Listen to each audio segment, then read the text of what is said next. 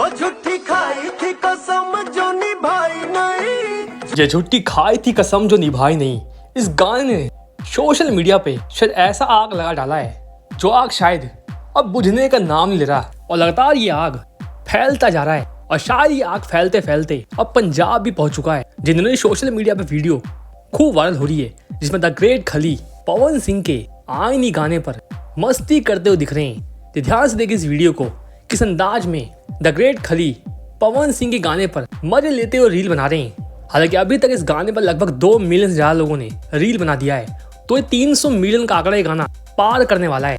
और शायद ये पवन सिंह का एक ऐसा लकीर है जिस लकीर को खींचने में शायद वाकई में 7 जन्म लेना पड़ जाएगा, क्योंकि पवन सिंह का ये पहला बतौर प्लेबैक सिंगिंग बॉलीवुड में, और गाना 300 मिलियन के पार, फिल्म सुपर डुपर हिट, और गाने पर 2 मिलियन से ज्यादा का रील। ये कहीं ना कहीं पवन सिंह के स्टारडम को और उनकी बड़ी फैन फॉलोइंग को चीख चीख कर बताता है। मैं दोस्तों आप सभी को पवन सिंह का आखिर कौन सा बॉलीवुड सॉन्ग सबसे बेहतर लगा, स्त्री 2 का आई नहीं सॉन्ग, या फिर विक्की विद्या का वो वाला वीडियो का चुम्मा सॉन्ग, कमेंट सेक्शन में बताइएगा। वीडियो फिलहाल इतना ही, मिलते हैं वीडियो में, धन्यवाद।